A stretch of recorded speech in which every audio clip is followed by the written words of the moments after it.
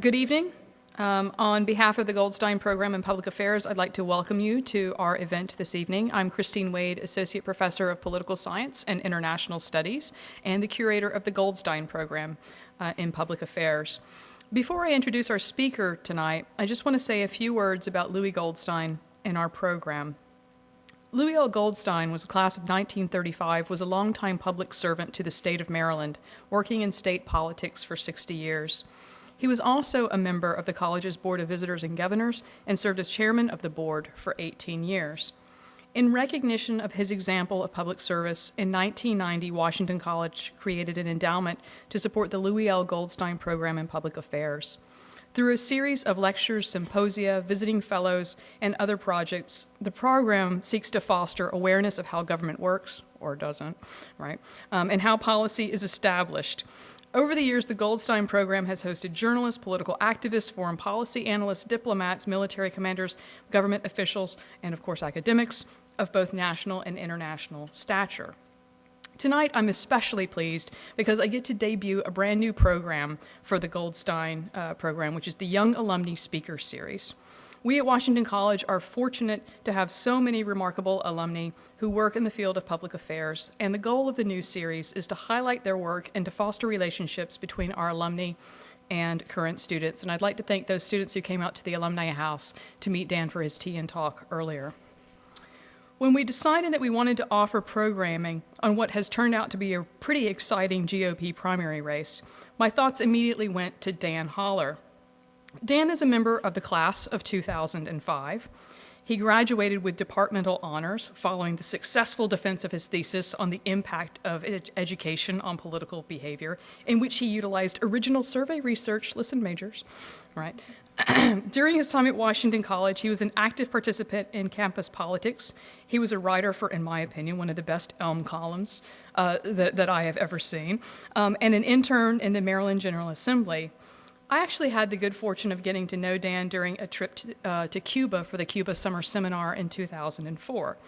In fact, photographic evidence from that trip has pretty much guaranteed that Dan can never run for political office.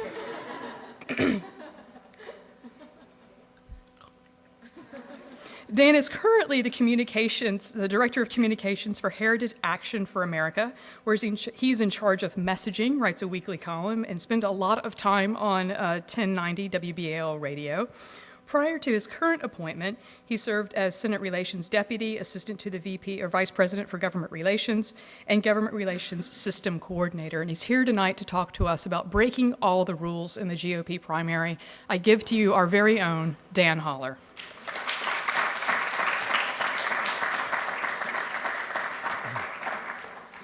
Probably breaking rules for a conservative to go to Cuba and then try to run for political office, too. It's great to be here. I'm excited to be back. I've only been back once since I graduated 7 years ago, and that was just to get procs, so I wasn't actually here. It's cool to be back. I'm excited to be part of this program and excited to be on this side of the podium instead of your side, because I spent many, many nights on your side listening to whatever lecture that I was pulled to by the lovely professor sitting up front. And they were all well worth it.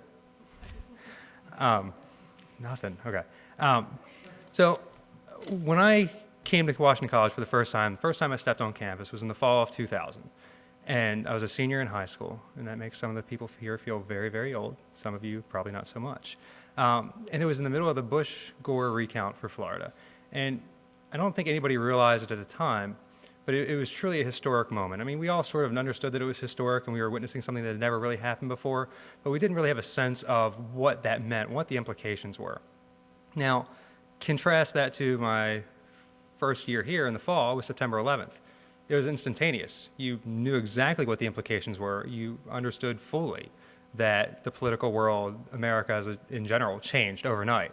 But historic events take different turns, right? So the first one was a very gradual process, and the implications sort of happened long term. And I don't think a lot of people will point to President Bush and his tenure and say, he did this because of what happened in Florida.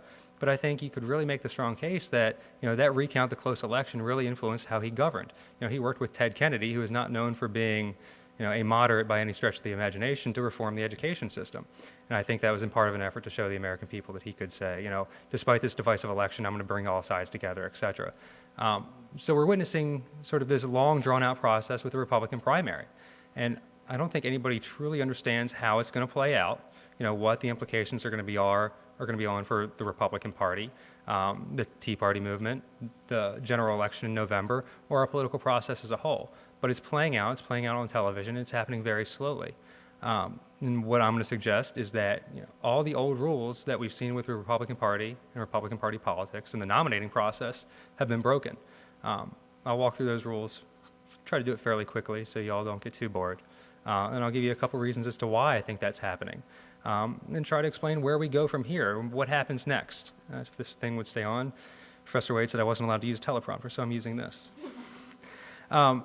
So what's the one rule you always hear in Republican Party? They nominate the next guy in line, right? That is if there is one rule, that is it. I would argue that's not really a steadfast rule, but it happened with Reagan. He was the next guy in line. He won the nomination. Bush lost to him, became the VP, was the next guy. Dole tried to challenge him in '88. He was ultimately the nominee in '96. 2000 was a bit different because there was no really next guy in line, but George W. Bush was son of a president, so he had a leg up, and then John McCain was after that, even after finishing a close second. He got the nomination. I would argue that the whole nominate the next guy in line is not a hard and fast rule. It is broken down over time, and you can sort of see that it was a whole lot of effort for John McCain to get the nomination. He was not anybody's first choice. It was not preordained. It happened to go that way. But I think this rule is starting to crumble and has been. But you're really starting to see it now. Mitt Romney was the next guy in line. Everybody knew it last time. They knew it back in 2008 when he withdrew that he was the next guy in line, and they thought that was going to be the case this time around.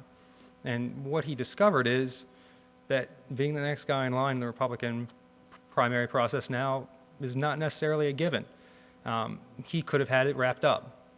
He appeared to have won Iowa. Everybody thought he did. He went on to win New Hampshire. He was leading in South Carolina. He would have won Florida like he did, and it would have been over. Something happened. He didn't win South Carolina, and he went on to win Florida, but he wasn't able to sustain any momentum. And he might end up with the nomination. If you had to bet money on somebody who would end up as the Republican nominee, it'd probably be Mitt Romney. That's probably your safest bet. But it's been a very, very difficult task for him to get it. So I think the whole notion that it simply goes to the next guy in line doesn't work anymore. And I think that'd be even more the case if somebody like Rick Perry had been able to, perform well in debates and, stay out of some embarrassing gaffes early on. So the next guy in line thing, I think anytime you hear that, you should throw it out the window because it's not true anymore. What's the other one? The other big one. South Carolina picks the Republican nominee. That's the other big one that we heard time and time again, especially after Mitt Romney everybody thought that he won Iowa and North Carolina. They said, well, if he wins South Carolina, he's going to be the nominee. Newt Gingrich said, well, if I win South Carolina, I'm going to be the nominee because that's what happens. Newt Gingrich is fond of making these bold predictions about what his future is going to be and see them wrong time and time again. But everybody said, whoever wins South Carolina wins it. Well, one, this is the other good lesson. Let me step back, and this applies to myself too. Whenever you hear somebody say that they definitively know what's going to happen in the Republican primary process, they're wrong. They don't know what they're talking about, and they're guessing. If you look back at anybody who has made these bold predictions during this process, they were wrong. And one of the reasons they're wrong is because they don't understand it. So you heard everybody say, if Newt Gingrich wins South Carolina, he's going to win. He's the guy. That's what South Carolina does. Missed in all that was what South Carolina does was reaffirm the guy who won Iowa or New Hampshire. So you had to win one of Iowa or New Hampshire and then win South Carolina to be the nominee. That's how it's worked. That never got conveyed. Everybody missed that. Everybody reporting on it missed it. But we saw Newt Gingrich win South Carolina. So him winning South Carolina in and of itself was unique because since the sort of modern primary process we have, 1976-ish, the guy who wins South Carolina has won either Iowa or New Hampshire. Didn't happen this time. So that broke the mold early on. So we already know that rule is gone. And I think there are some good reasons for why it's gone, but it is. So two of the most steadfast rules in the Republican nominating process are gone. The other big one that we've seen a lot, and again, it's sort of in the guise of South Carolina, is Reagan's 11th commandment, which is specifically, thou shalt not speak ill of any fellow Republican. Basically, don't say bad things about your fellow Republicans. South Carolina is a renowned for being a rough and tumble state because of its reputation of picking the eventual nominee. Things get dirty in South Carolina. George W. Bush, when he was running, went after John McCain and did so viciously because he knew he had to win South Carolina. And it ended up working out. Bush won some 44 states or 41, whatever it was, and went on to secure the nomination. But South Carolina has been sort of the home of this, and we saw it this time around. The difference, I would argue, it's one thing to critique a fellow Republican under Reagan's 11th commandment on a policy ground, saying he's not conservative enough, or I have this question about sort of his personal background that may make him unelectable, that sort of thing. That may or may not be fair game. But certainly criticizing your opponent from the left in the way that President Obama would do come a general election was certainly out of the bounds of what Ronald Reagan had ever envisioned. Reagan's 11th commandment stemmed from the attacks on Goldwater for being too conservative. And one of the things that Reagan was very wary of was that he was going to be attacked for being too conservative. And you're seeing this now too, is that, or at least you saw it some in South Carolina, in that Rick Perry and Newt Gingrich went after Mitt Romney from the left. It's not because they thought he was conservative. I mean, they don't. And that's an interesting discussion we can get into later. But they went after him from the left because they thought they could get him on the Bain Capital and the private enterprise or the private investment stuff. That's really a remarkable thing. Every time they opened their mouths, President Obama's campaign team was in awe because all those clips were going into their general election footage. They were pre-made ads, courtesy of the Republican candidates. So if you're going to critique a fellow Republican during a primary process, you should do it from the right, not from the left. Because if you do it from the left, you're just hurting the guy coming in the general election. And I think there's been a lot of conversations about people, especially in Washington, D.C. One of the things about Washington, D.C. is that everybody's very cautious. They don't like to rock the boat. They're very scared when things go on too long. And they really want the whole primary process to wrap up. And they're worried that it's hurting the Republican Party and the chances to defeat President Obama in November. Here's the interesting thing. I don't think any of that is true, except when the attacks come from the left side. Now, I do think that is very detrimental to what Republicans are trying to achieve in November, both at the presidential level, the Senate, and the House, and gubernatorial and local races across the country. Because you don't want to have fellow Republicans making ads against fellow Republicans in a general election. It's that, if you're going to break Reagan's 11th commandment and criticism, that's the one you don't do. But even that rule got broken. One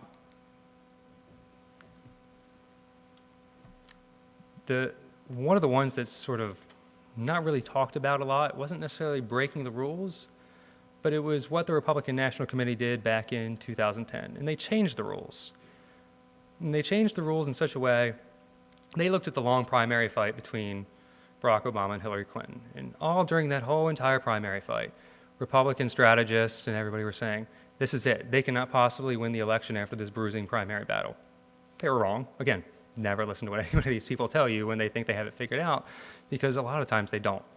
And what the Republican National Committee saw was that Barack Obama and Hillary Clinton slugged it through every single state, day in, day out. It didn't hurt them. Barack Obama emerged stronger from it. He got better as the process went on. So they said, okay, how do we replicate that? How do we make sure we have that same thing happening on our side in 2012? And one of the reasons this worked so well for President Obama is because as they went through the states, he was able to build up organizations in each of these states. He was able to get name recognition in each of these states and develop a ground game. And that happens because people were generally enthusiastic about his candidacy, and there were people enthusiastic about Hillary's candidacy too. And those networks merged. But they had a lot of people engaged in the primary process. And the Republican National Committee wanted to replicate that. So they said, what are we going to do? Well, we're going to make sure we're going to compress the calendar, and for the first half of the calendar, we're going to do something called proportional representation. So it's not a winner-take-all system. And that way, we'll extend it throughout every single state, but it'll be short. We'll keep it within 2 months, and that's plenty of time. 60 days is plenty of time for the American people to vet these candidates and get on our way. Well, what happened? Republican National Committee didn't know how states would react. States said, we're still going to have early primaries. So the calendar expanded. So they didn't get the short compressed time frame, and they still got their long battle. It's the worst of every single world. So now we have a very long battle because, one, as I said, there's no momentum that any candidate's able to develop. And two, the delegates are being allotted in such a way that everybody in the race right now has a claim that they can mathematically make it to the magic number and be the nominee. That goes for Mitt Romney, Rick Santorum, Ron Paul, and Newt Gingrich. They can all make that claim. Some of those claims are laughable, but they can make the claim because of the way the delegates are awarded. And they can say, if we can just stay in and keep gathering delegates, this is what Ron Paul says. I can stay in, I can keep gathering delegates, and somebody's going to need my delegates.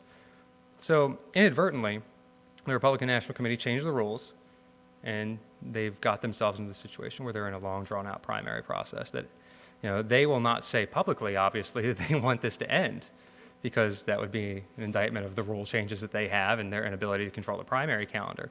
And again, serve as a bad messaging point for them. But they understand that this whole thing backfired because you can never force states like Iowa and New Hampshire to delay their primaries. Some state is always going to want to be first, and Iowa and New Hampshire are going to do everything they can to make sure their caucuses and primaries are first. And the Republican National Committee can't do anything to change that. So that rules change, I think, is one of the most underreported elements of what's going on here. And it's created this sort of chaos. At the same time, if a candidate could truly sort of unite the party, they could get over it. They could be just fine, and they could move on and gather that momentum. But it hasn't happened. Now, why are we in this situation? Oh, there's one more thing. We were talking about this earlier. The role of the debates. There have been a ton of debates on TV. And if you listen to anybody, if you turn on the cable news networks, and I have my head surrounded by cable news networks all day, anybody who comes on and says, the debates have fundamentally changed the way this process works. Maybe that's true, maybe not. Tomorrow night is going to be the 20th debate that the Republicans have had. Anybody care to guess how many they had last year, or in 2008? 21. They had more debates last time around than they have this time. So it's not the number of debates, but something has changed. And that part is true, that something has changed in the way the debates are perceived. Because I don't remember back in 2008 where the debates were part of the exit polling in all these primaries. Now you're getting questions of, have you watched a debate? Did that debate change who you're going to vote for? And what you saw in South Carolina when Newt Gingrich stormed ahead of Mitt Romney, Newt Gingrich had a couple good debates. A lot of people said, you know what, yeah, I did watch the debates, and I really liked what Newt Gingrich did. They were a turning point for Newt Gingrich. The same is true for Mitt Romney in Florida. After South Carolina, Newt Gingrich was way up in the polls in Florida. Again, he was the inevitable nominee once again. And Mitt Romney had a couple great debates. Newt Gingrich put in a terrible performance, especially for Newt Gingrich. And when people went to the polls, they voted for Mitt Romney, and they said, we watched the debates, and they made a difference. So there is something different about the debates. I'm not sure what to attribute that to. And it is helping keep candidates alive. And Newt Gingrich was certainly kept alive in the doldrums when, in September, he was around 5% in the polls. The debates gave him a lifeline.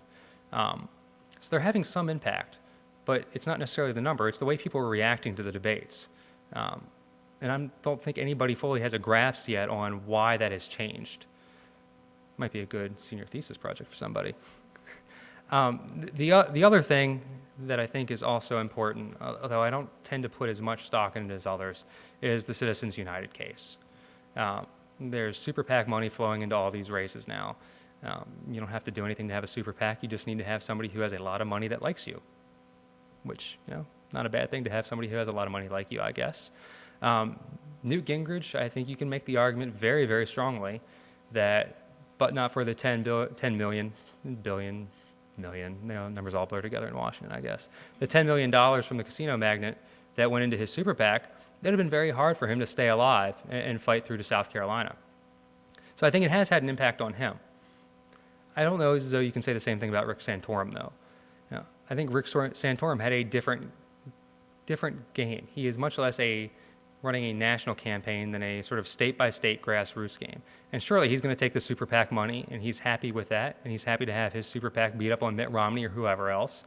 And whoever the eventual nominee is will surely take their super PAC money and have him beat up on President Obama. That's not going to be a problem. They don't mind having the money. But I don't think the super PAC money has made that big of a difference for Rick Santorum. Now, those are some of the rules and changes, but why really is all of this happening? It's obviously this field has shifted beneath us. We're in a different time in the Republican Party. The nominating process is different. Nothing is the same, so we're in uncharted territory. The real question is why? Why does this happen?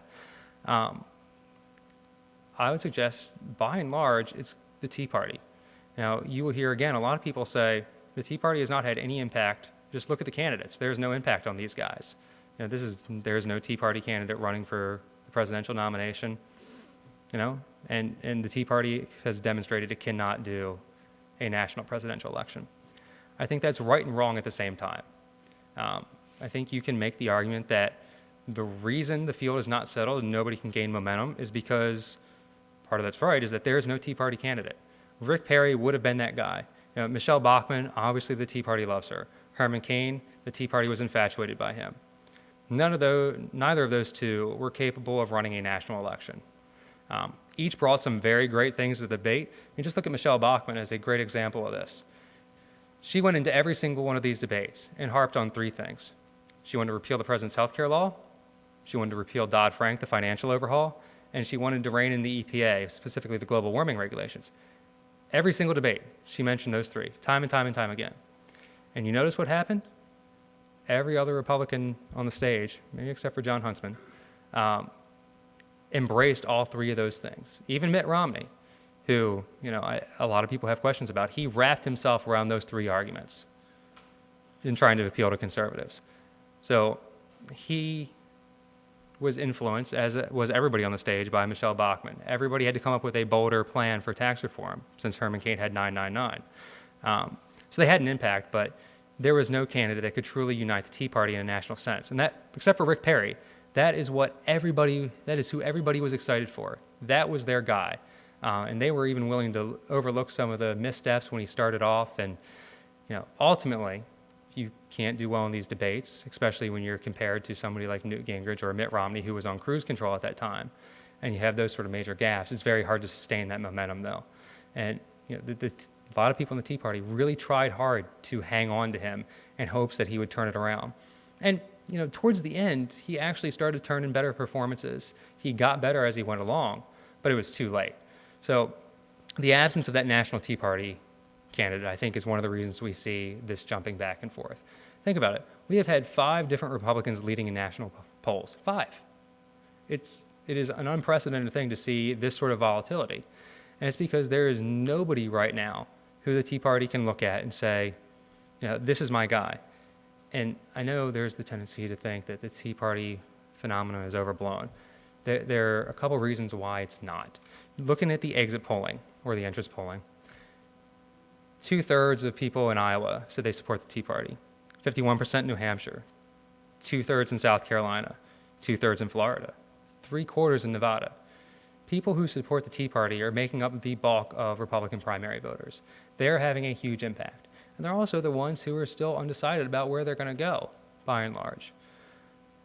So the inability of any candidate to have the Tea Party coalesce around them is one of the reasons it's being so volatile.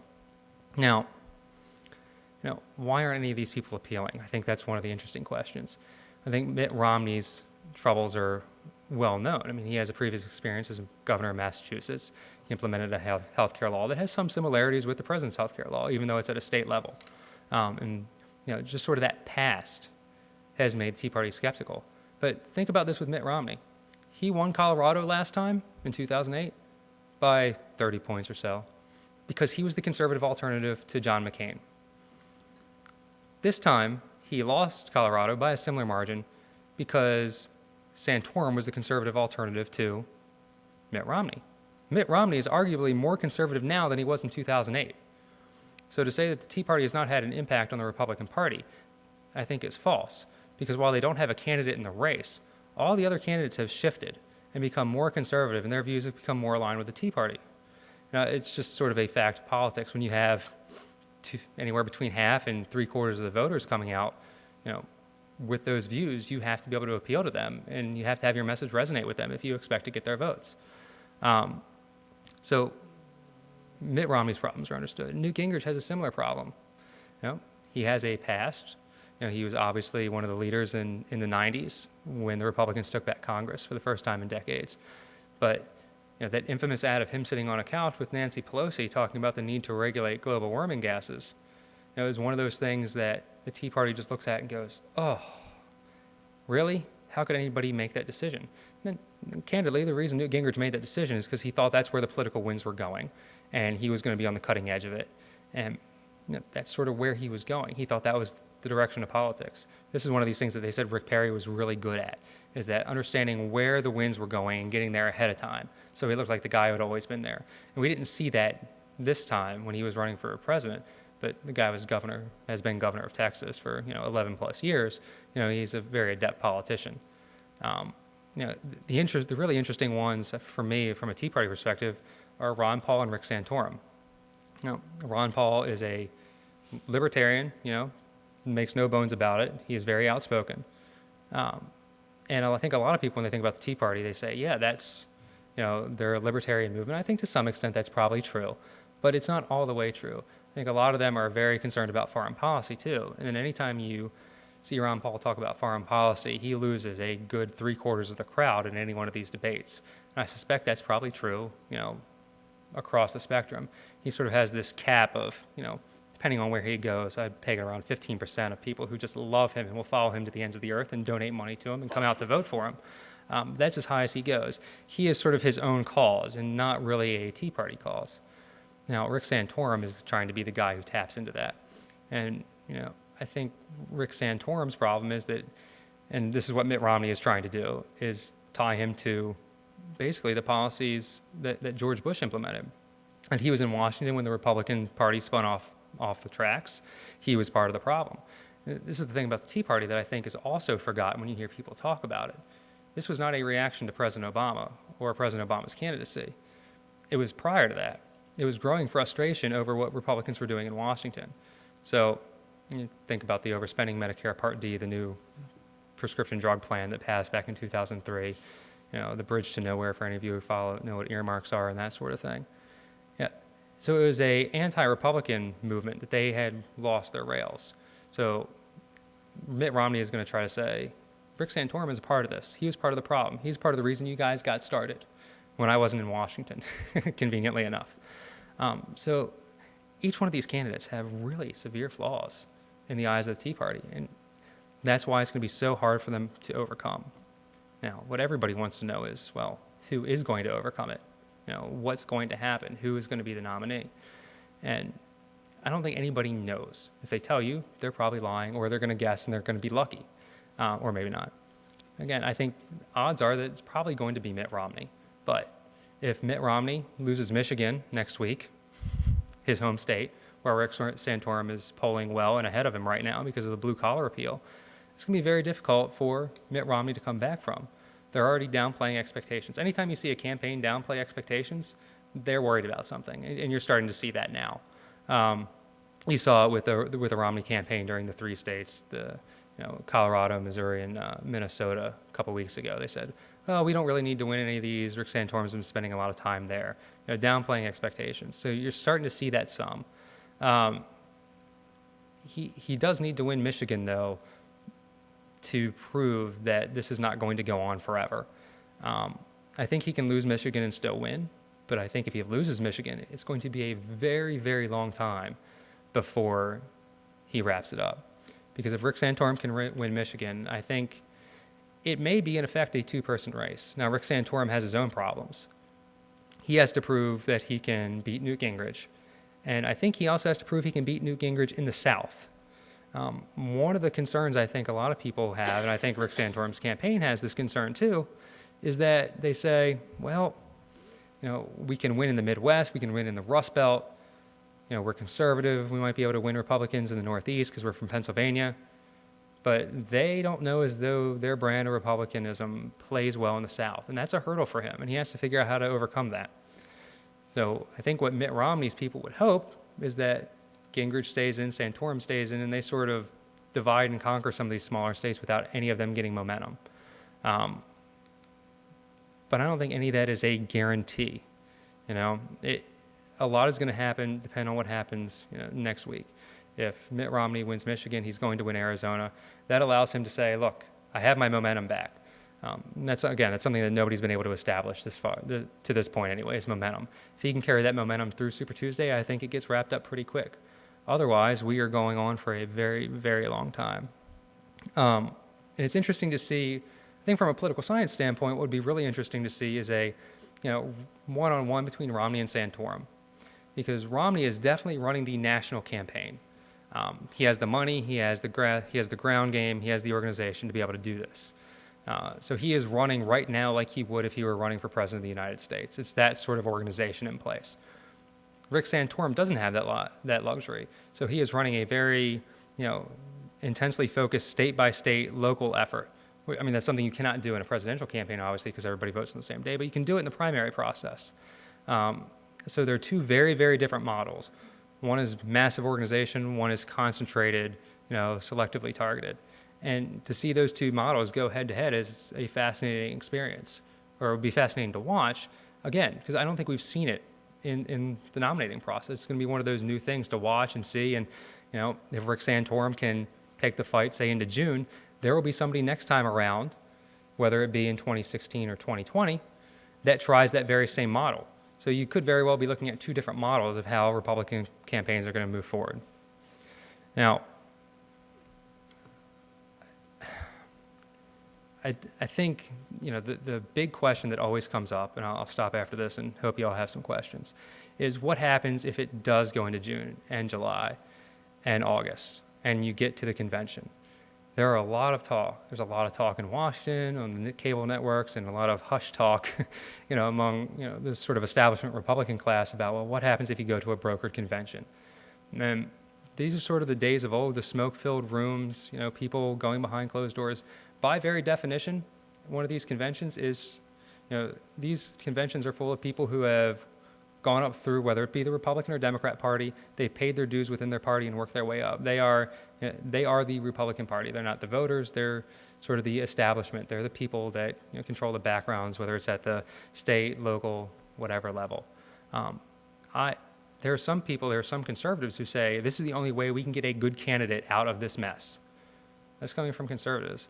I would suggest that going to a brokered convention, which if you look at polling, Republicans do not want by a 2-to-1 margin, going to a brokered convention would be disastrous for the Republican Party. It is everything that the Tea Party, which again is half to 3/4 of the primary voters right now, stands against. This sort of backroom Washington inside wheeling and dealing. Suddenly all these people who went out to vote, their opinions no longer matter. I don't know how they could sustain a real turnout in November and have people excited about whoever emerges from the dark room as their nominee. If every state votes, everybody's voted, and suddenly their vote no longer means anything. So when people say, this is the way we beat President Obama in November, is to have a brokered convention, I think that is born out of dissatisfaction with the candidates, as opposed to a real clear thinking strategy of how to win in November. But you're going to hear it. You're going to hear it a lot, especially if Mitt Romney loses in Michigan. There's going to be a lot of talk. You're going to hear Jeb Bush's name floated, Paul Ryan's name floated, Chris Christie. You're going to see all these guys floated out. They're all going to be forced to say, no, we don't want a brokered convention. And even if we do, I wouldn't take it. Sarah Palin is the only one who has hinted that she would be the one willing to take it, which is sort of typical for what Sarah Palin would do. So hopefully that gives you all a sort of a broad view of what's going on. Hopefully I've managed to explain some of it, why the old rules don't matter, what implications that'll have. So thank you, and I will take questions, assuming y'all have any.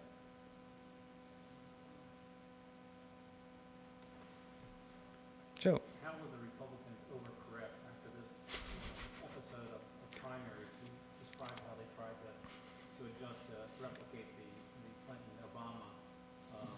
Do you think there's ever the prospect for regional Republican primaries where you force the candidates to focus on one region and maybe rotate it over cycles, or what's likely to be the outcome of this? Because there's going to, I think, the establishment is going to study this to death and overcorrect, and they're going to do something. They're not going to allow this to happen. I think you're right. I mean, there's going to be the instinct to say what went wrong. And I don't know as though they can do anything so dramatic as to say, we're going to move right away to a regional system.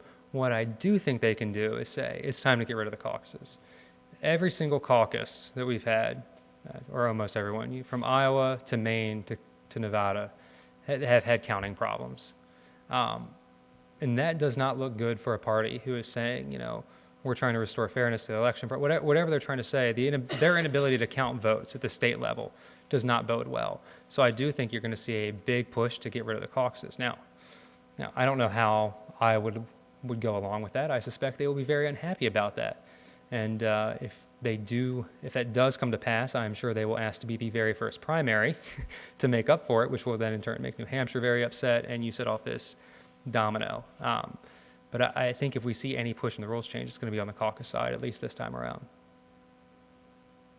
Building on Joe's question there, my elections class, a few number of students here, we just wrote a paper about reforming the nomination process, whether it needs to be reformed.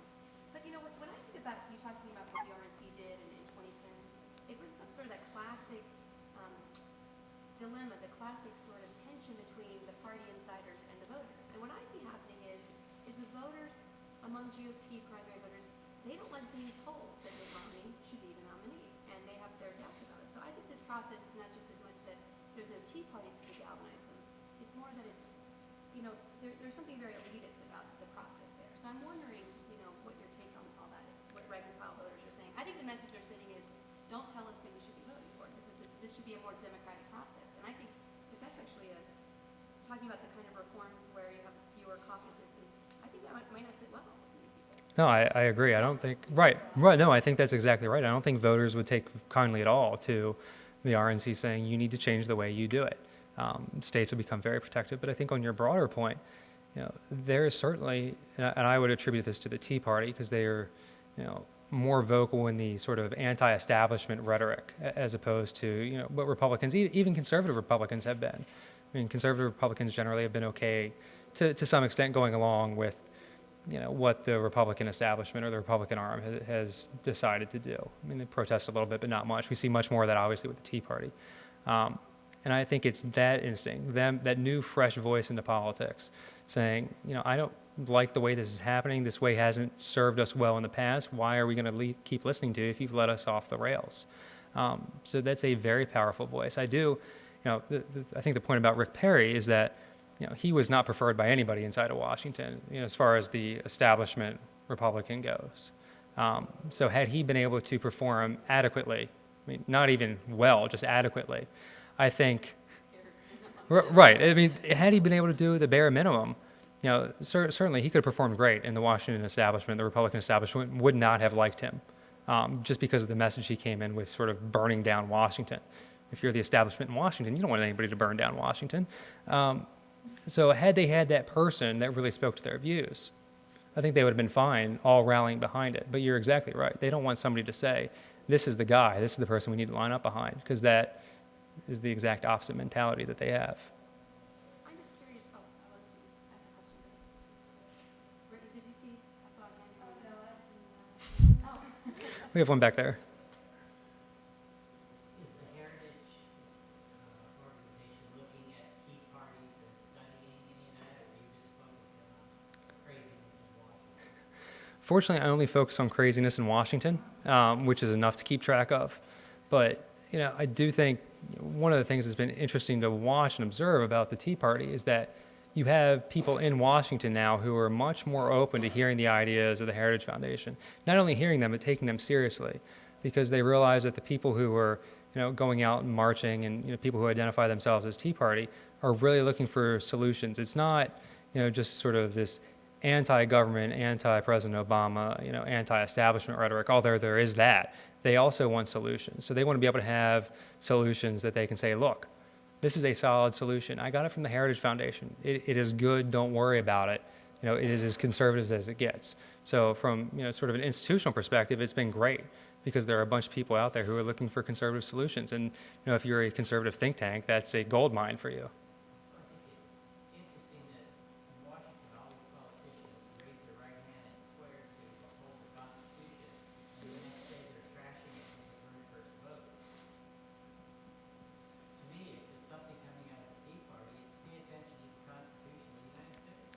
And one of the other interesting things that's happened is, and people get surprised when I say this, it is amazing how much impact a couple well-placed phone calls can have in Washington. There is, and understandably so, this perception that these guys go to Washington, they can forget about their constituents, and they're beholden to interests there in Washington. I think that's true a lot of times.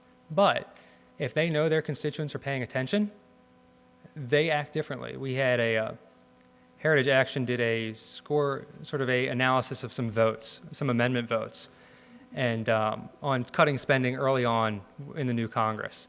And we released this analysis, and we had people call us and say, we didn't know you were going to do this. If we knew our constituents were going to know how we voted, we would have voted differently.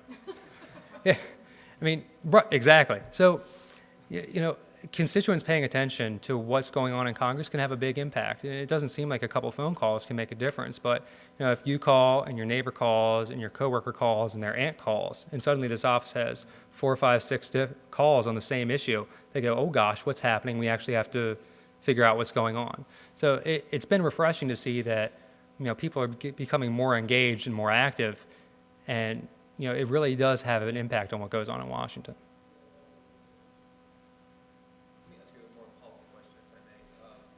Earlier in your TN talk, you were talking about how when you went to Heritage and Republicans were in control of Congress and the presidency, there was this creeping growth of government, and even the Heritage Foundation, which is just a stone's throw from Congress, somehow didn't notice this, kind of to paraphrase you, what you had said. And I wonder if you think of the optimistic scenario, that let's say Romney wins the presidency and the Republicans get the Senate back, do you think that that it would play out differently in terms of growth of government? Are you confident from your position that somehow the lessons have been learned as a Republican-controlled government would actually not just slow the growth of government, but actually go backward? If so, why? It's a two-part answer. One is that I think certainly Republican groups or conservative groups in Washington have learned a very good answer, or a very good lesson from what happened. And it was never a matter back then of saying, it's okay to grow government. It's figuring out how much to protest, right? Because generally, if you're a conservative and there's a Republican in office, you will see eye to eye on a lot of things, and they're your friends. You know them. And it's a whole lot harder to, slap your friends across the knuckles than it is your political opponents. The difference, I think, this time around, though, is that especially if it's a Mitt Romney, I think it's a little bit different with Rick Santorum, but especially Mitt Romney, is that nobody has any illusions that he is a tried and true conservative. As Sarah Palin pointed out, he's not an instinctual conservative. Nobody thinks that he wakes up and his immediate thought is conservative. He doesn't have a conservative reaction to things. And I think you can see this by his CPAC speech when he used the word severely conservative. I don't think he meant anything wrong by it. He is not a, he doesn't think as sort of the rank and file conservative movement does. So I think if he were in the position of being president, there's going to be a lot of skepticism of him, and that a lot of people, including people outside of Washington, work very hard to hold him accountable to everything that he's promised. I think it's a little bit different with Rick Santorum. And I think it's the same problem that we had with George W. Bush, is that people perceived him as being conservative. And now that brand of conservative was sort of a big government conservatism, in that there is a proper and broad range of things that the government can do, and they are perfectly fine using government to do those things, so long as they deem them the proper use of government. So it's a whole lot harder to rein that in and hold people accountable when people on the outside say, well, this guy's a conservative, so he must be doing something right. He must have a good reason. But if there's that skepticism, as there would be with Romney, I do think the dynamic changes. Except for South Carolina, participation has been down drastically. One, why do you think that is? And two, how will that affect things in the general election? Yeah, this is why the analogy falls apart on a long primary battle is okay because it worked out well for President Obama when he went to the mat with Hillary Clinton, is because there's not the excitement this time. And there was tons of excitement last time on the Democrat side because they had two people that they were pumped up, they were excited about. There's not that candidate right now. There are some people who are really excited about Mitt Romney. There are some people who are really excited about Rick Santorum. There are some people who are really excited about Newt Gingrich and Ron Paul. But there are not a lot of people excited about any of them. It depresses turnout. And it's going to be very, very difficult, I think, to turn that around. The only way it turns around is if the election becomes about President Obama's record. And then these people who sat out because they were so frustrated with the quality of candidates that they had to choose from, they say, well, despite whoever wins the nomination, I'm going to go and vote for that person because I don't like what President Obama's done. I think that's how they have to turn around the turnout problem, is by making the race about President Obama. And truthfully, any re-election effort should be about the president's record. It's one of the fears that people have with Newt Gingrich, is that the election would suddenly become about him as opposed to what President Obama's doing. So I think President Obama holds the keys to being able to turn around the turnout in the general election. There's a question somewhere over here. So in 2008, the Republicans had a very nasty primary. I remember there was talk of Christian Wright running a candidate, a third-party candidate against McCain because he wasn't conservative enough. In 2010, you saw Republican statesmen, people who have been in office for decades, being voted out by upstarts, Tea Party upstarts, people who really aren't always qualified to govern, like Joe Lewis and Illinois. In this year's primary, you're seeing vicious attacks. You're seeing real front-runner to the point where conservative writers are still calling for people like Chris Christie to come into the race when such an entry would be unprecedented. Now, this is coupled with the fact that the Republican Party is having a lot of trouble harnessing the youth vote. Issues like gay marriage are, the Republican Party stance on it are very unpopular with my generation, with the generation of my class. So I guess my question is, where's the future? Where does the Republican Party go next? Can they continue to win elections, 10 years down the line? Or are they just going to fall in on themselves like it's looking right now? If I had a great coherent answer to that, I could probably make a lot of money somewhere.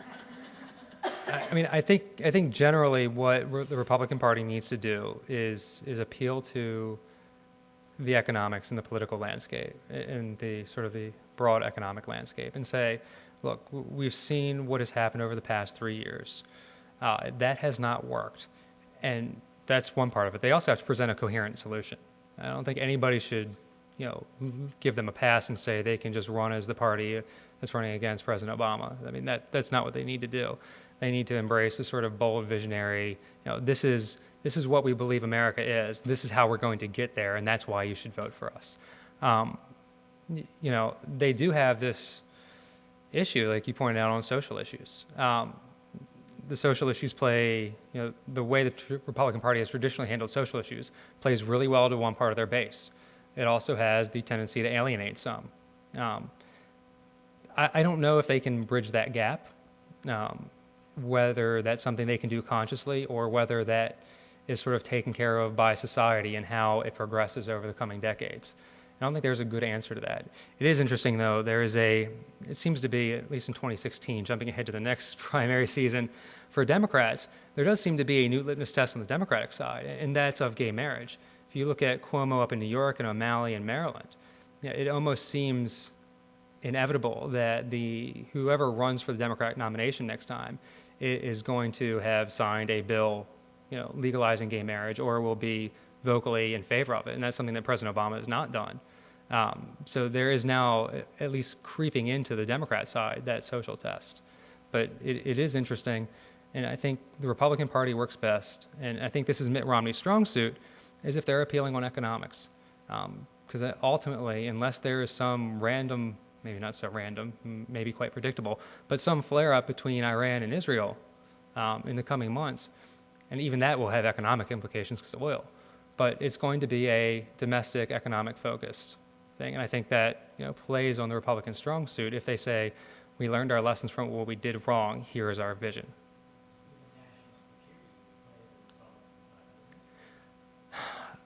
I think it used to.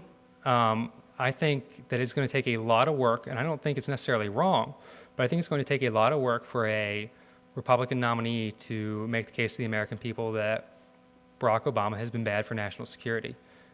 He has some feathers to put in his cap. Now, we can argue about sort of the grand picture of what he's done abroad, but he has not necessarily done anything so dramatic that the American people can point to and say, this guy put us in jeopardy. Now, maybe if Iran flares up and Israel goes on the attack and the Straits of Hormuz shut down, maybe that becomes an easier case to make. But right now, I don't think it's easy to make that case. You're seeing Newt Gingrich try, but I think that's going to fall on deaf ears largely, at least right now.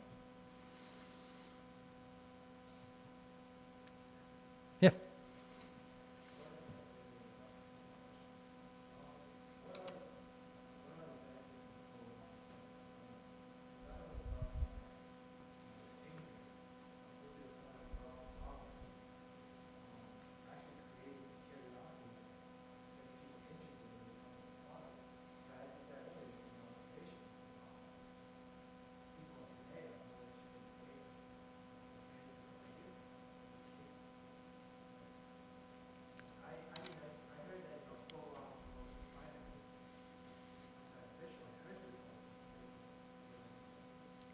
I think there is a benefit. I'm actually not opposed to it. One, I'm sort of a political science junkie and a politics junkie, so it just makes fascinating to watch for me, to watch all the debates and all the polling and all that stuff. That aside, every single person who is up on the stage at these debates and is out on the campaign stump right now, they do a much better job at it now than they did 5 months ago. Every single one of them has gotten better and better as time went on. You even saw it with Rick Perry. He got better and better as he got used to being under the pressure of the debates. So as long as the criticism is constructive, and this gets back to attacking your opponents from the left when you're in a Republican primary, as long as it's all constructive criticism that's going on, I think it sharpens the candidates. They get better at defending themselves. They get better at explaining themselves. And ultimately, when you go up head-to-head against Barack Obama for 3 debates in front of national television, you need to be on your game because the guy's smart. So I think the benefit is that these guys are getting vetted, they're being tested, and ultimately that's going to make them smoother and able to better articulate themselves, come the fall. So just so we're clear, Dan Holler has called Obama smart, and he's good on foreign policy. The Elm should be writing that. I said it would be hard. I said you'd be hard pressed to make the argument. You wish you'd never picked up that machete, don't you? You know the one I'm talking about? I do. It'll play right into the narrative. No, I have a serious question. So one theme that has rapidly emerged in the last couple of weeks by now Mitt Romney, Rick Santorum, is that the Obama administration is hostile to religion, right? We need to guard against an increasingly secular state, that sort of thing. So I can see where it's appealing to the base, to some elements of the base of the GOP. Do you think that tactic would backfire for the Republicans come November? If they play it wrong, sure. I mean, and I said earlier when we were over at the Alumni House that nobody ever accused Republicans of being good messengers. They have a hard time explaining themselves. On this, I think, their best position, and again, if you look at the polling, it depends on how the polling questions are worded. Sometimes there's support for the contraception mandate, sometimes there's opposition to it. It all depends on how it's worded. They lose when they talk about contraception. It's a terrible thing for them to be talking about. They get themselves spun around, they're backwards, they're off their game.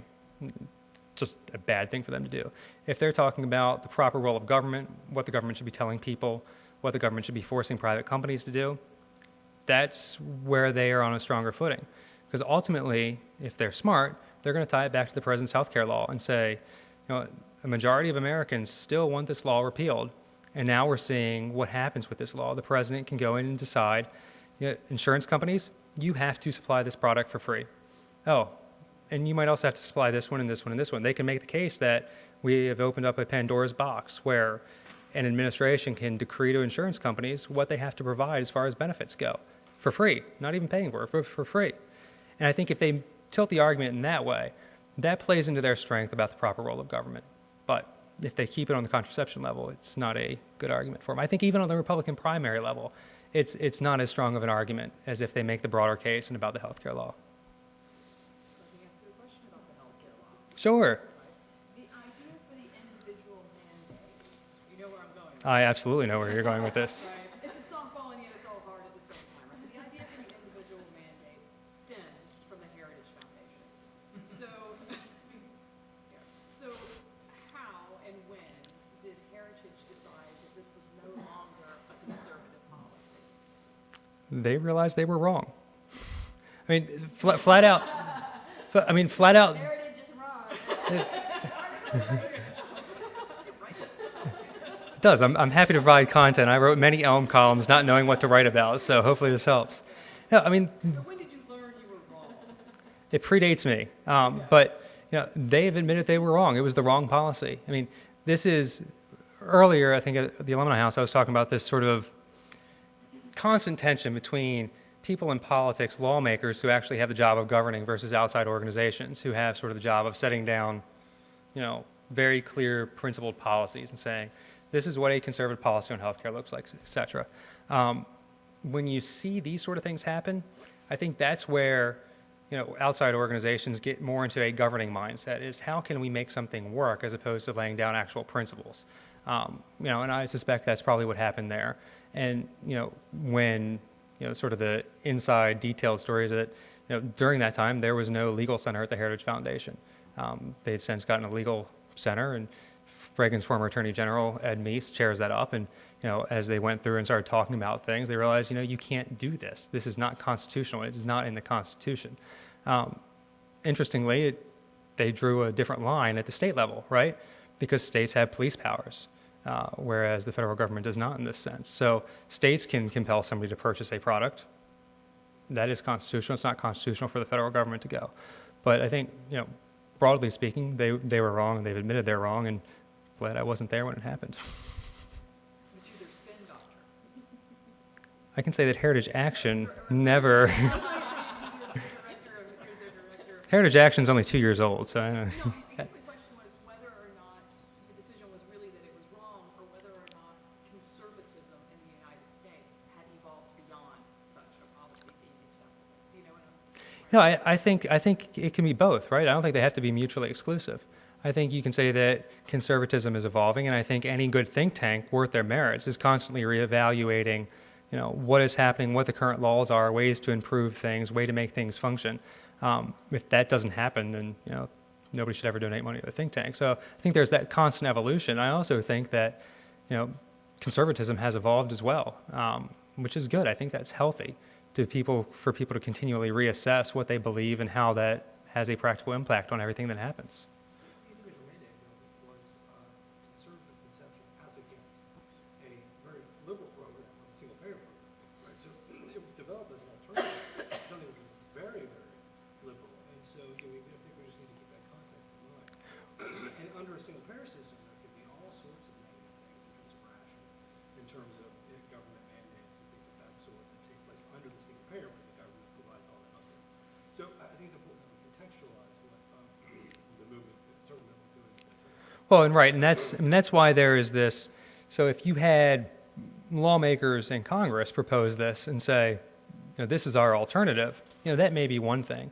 The job of outside organizations, especially think tanks, especially ones like Heritage, which are built upon conservative principles, is to say, this is the ideal system. Now, that may or may not be a benefit in the current debate in Congress. You always want to be relevant to the current debate. You never want to be irrelevant. But if the cost of being relevant is to compromise your principles, that's probably not a great thing to do. So I think this is a critique beyond Heritage, is that there are people in Washington whose jobs are to come up with great ideas, and they often find themselves going down the hole of trying to govern when they are not in that position. So that's just one of those constant tensions you have between people who are on the outside versus the inside, and people who are outside who want to be inside.